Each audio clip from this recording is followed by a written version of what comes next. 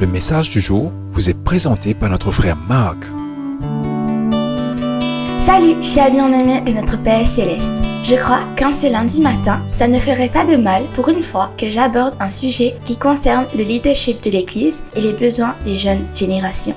J'exposerai les problèmes profonds qui affectent notre jeune génération dans l'Église d'aujourd'hui et j'essaierai d'apporter quelques réflexions sur la façon dont nous pouvons y répondre. Je sais que c'est une question très inquiétante au niveau de la direction de l'Église parce que chaque dirigeant de l'Église ne veut en parler. Mais je vais simplement aborder la question et partager mon point de vue.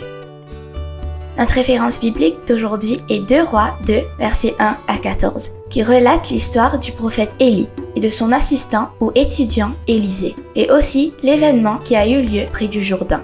Je vous en prie, chers bien-aimés, parcourez attentivement cette écriture et laissez le Saint-Esprit vous guider pendant que vous méditez sur la relation entre Élie et Élisée.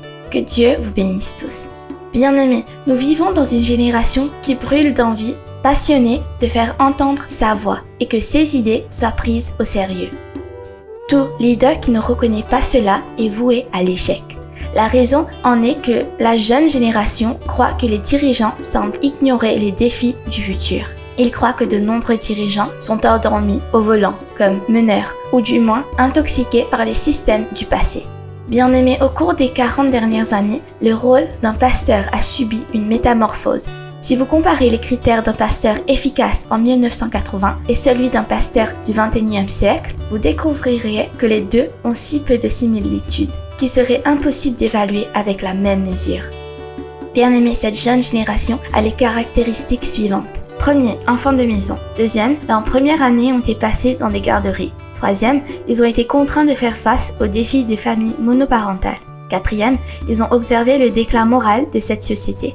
Cinquième, ils ont été témoins de l'essor visuel de la communication. Sixième, ils connaissent l'Internet et l'avènement des smartphones et toutes ses implications.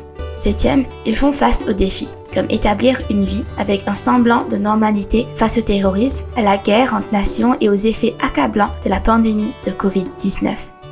Du fait de ces caractéristiques, les attentes de cette génération sont beaucoup plus exigeantes. Ils sont habitués à avoir de nombreuses options.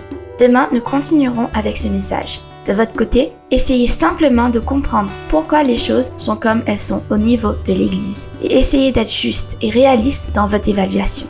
Que Dieu vous bénisse tous. Profitez de votre journée en lui. Au revoir. Si toi aussi tu crois que la parole de Dieu est une bénédiction, partage-la et sois une source de bénédiction pour les autres toi aussi.